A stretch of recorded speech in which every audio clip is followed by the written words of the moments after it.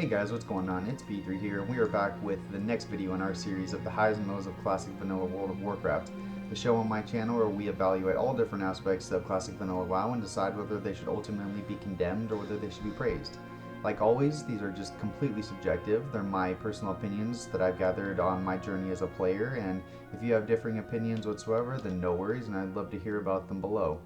I'm really motivated because today we're going to be talking about classic Morogh, and this is a zone that I think a lot of people have real fond memories of, like all the starting zones, and just a real sense of that World of Warcraft feel. So without any further ado, we're going to get on and start with the lows. So the first low that we have today is going to be race split and individuality. This is an aspect of classic Morogh that I think Blizzard really dropped the ball on, almost more than any other zone in the entire game. It's really similar to Durtar in the fact that there's a not big divide, or there is a huge divide, between the two races that can be starting here, those being the dwarves and the gnomes. And anyone who's played through Classic Morogh knows that the dwarves are shown a lot of love, whereas gnomes get almost nothing. It's like there's not even a hub devoted to them, right? In Durotar, a similar kind of thing happens where Blizzard almost forgets about the trolls, but at the very least, the second quest hub in classic Durotar is troll themed. In Dunmorrow, there's not even that. There's less love for the gnomes than there even is for the trolls in Durotar. It's kind of crazy.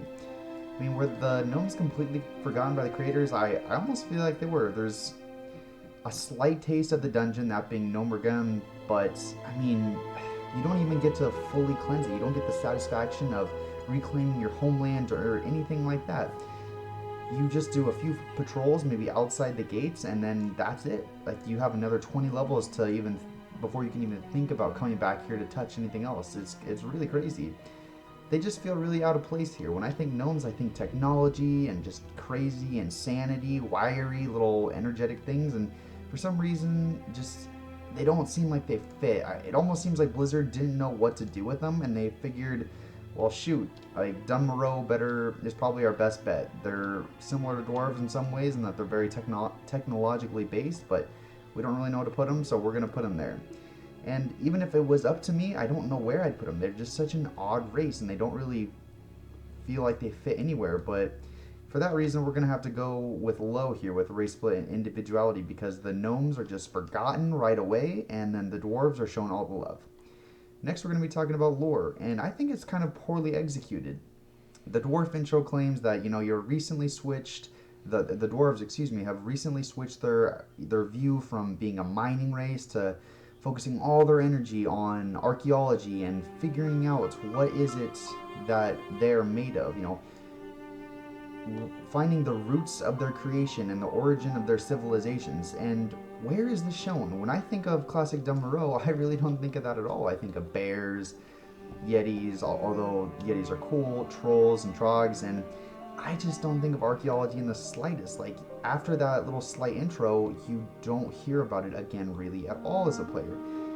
Maybe in Uldaman, 40 levels later in a completely different zone they tackle it, but for here it's just not shown at all. So for that reason, it's going to be in the low, because the lore just really doesn't connect as well as I think they wanted it to. I mean, something I would have seen maybe, or something that would have improved it in my opinion, is maybe if there was a quest line where you ventured deep down into a mine and you reclaimed some long lost tablet held by a trog leader that was just coveted for generations, or maybe a quest chain where you climaxed in the discovery of a forgotten passage that was just littered with ancient ruins, something like that.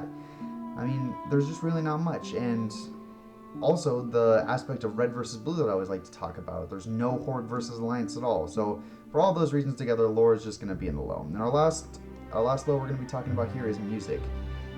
I like almost all Blizzard kits for World of Warcraft, from classic all the way until current day today. But this is just one of the pieces that doesn't really stick with me. Although I like the piano and it kind of gives that wintry snow feel that they're going for, it's not something that I ever go back to and listen to. I listen to classic WoW when I'm not playing WoW. I mean, I've listened to the current soundtrack, but I would never go back and listen to it. It's also used in different aspects of the game in different zones, and if I was to hear it blindly, I would not think Dunmorrow. I would think of other zones, maybe Winter Spring or something like that.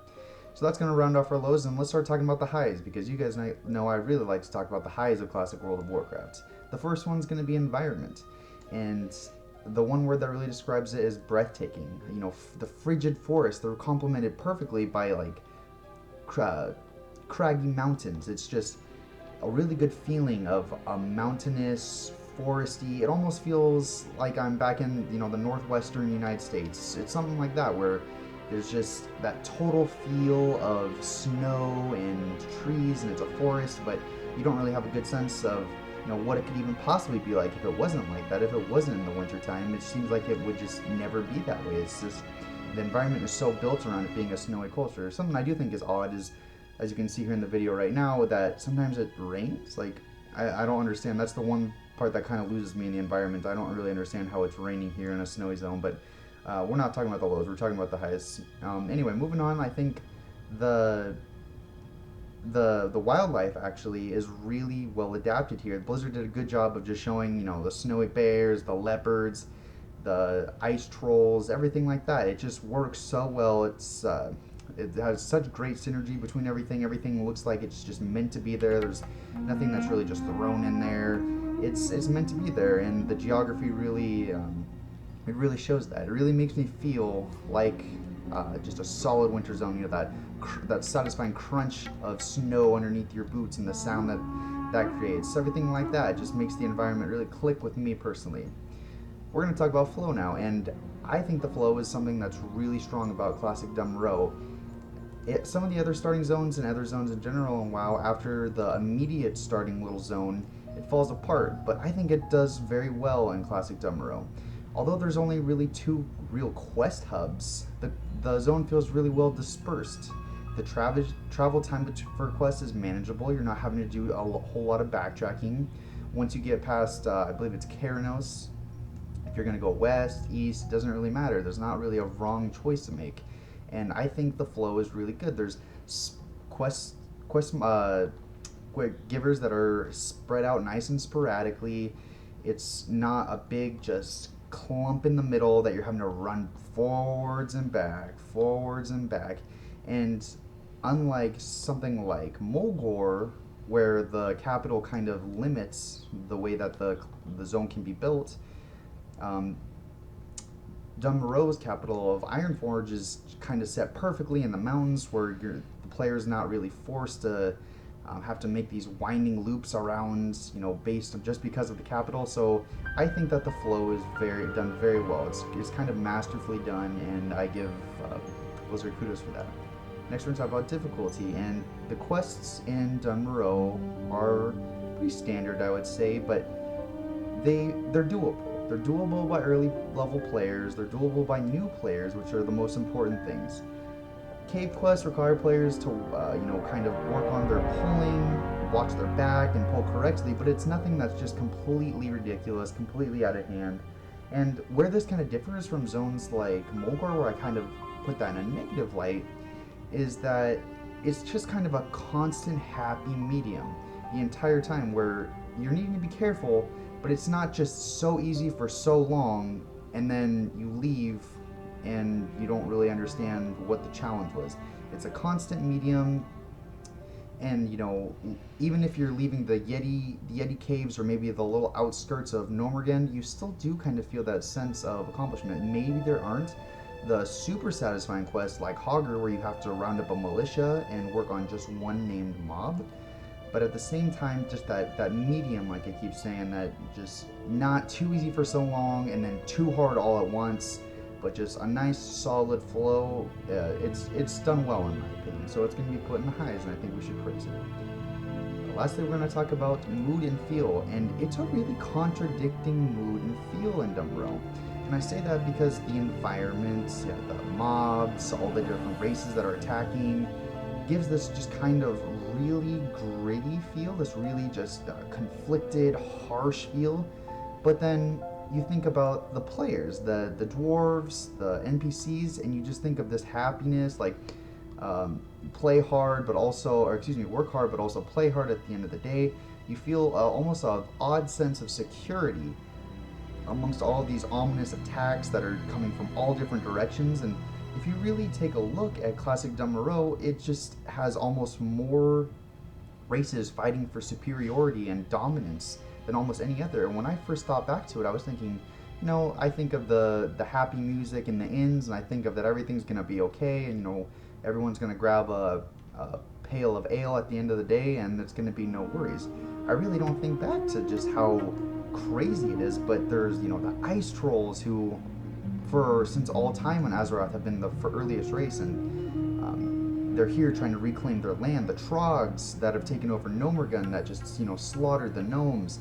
I think of the bears, the Yetis. The Yetis are almost one of the most memorable things about classic vanilla WoW and Morogh. All these different things that are just happening from all different areas, and you don't really get that sense of feel of just doom. But if you really sit down and evaluate it, there's a lot of it in classic Morogh. There's just all these different people that are trying to fight just for this one zone, and it's kind of crazy. But like I said, you think back to just that light mood when returning to town. Like if you were to log out there, you would just think everything's good, and then you step outside and you start doing your quests, and you're just kind of like, wow, it's kind of dark here. Like if we don't do our thing, we don't handle our business, then we could lose our zone, we could lose our establishments at the end of the day. And just that complexity and that just complete diversity of feel and mood, it's not just one way or the other from different aspects, I think is something that should really be praised and done very well. So now I'm going to talk about some memorable moments of me just personally in classic Morogh, and I think a lot of people have them. Like I said, all starting zones really do, because it's that spot where there's just the first spot you could ever make memories in classic vanilla WoW. The first one I have for me is the time quest in the very first little starting zone, and you have to bring the soup back before it gets cold, and I think that's really good. It adds to the environment, like I said before, where you feel like you're in World of Warcraft and it's an actual world. You can't just have your soup sitting in your bag and your quest log for 10 days or 5 hours. You have to get it back. Little things like that just add to the zone and make it feel more alive and inhabitable, which I think is always important. The next one I'm going to talk about is making the connection that I saw in the first cinematic that Blizzard ever made for World of Warcraft in general, where you have the bear and the hunter on the mountain with his bear, and they're overlooking Ironforge and looking really heroic. And at some point in the game, I realized very early on that this is where I was looking at in the cinematic, and I quickly went back on to YouTube, or it was probably WoW back at that time. I don't even know if YouTube was a thing, and watched again, and I was just so in awe that Blizzard could put something like that in a cinematic, and that you could go see it in the actual game and it looked just like it.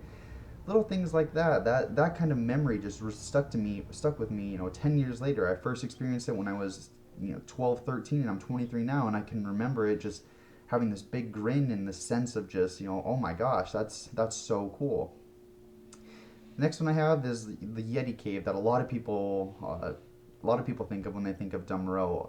Yetis are just such an integral part of this zone in general, and it was one of the first places that I ever played as a player. This is, I think, the second zone I ever created a character in, and I just thought it was so awesome running through the zone. And this leads me to the next one. It's Tibu's Blazing Longsword on the box cover of original World of Warcraft, fighting that giant Yeti. And I thought at that point that if you had a piece of gear before I ever logged into WoW, that it would be named after you, like Tibu's Blazing Longsword. If my character was Ben, it would be Ben's Blazing Longsword. But anyway, those are my memorable moments. That's all I have for you guys today. Thank you for watching, and I really appreciate it. I hope you guys enjoyed it. Give me a like, a thumbs up, and I'd love to hear your comments below. Thanks for watching again, and I'll see you guys next time. Bye.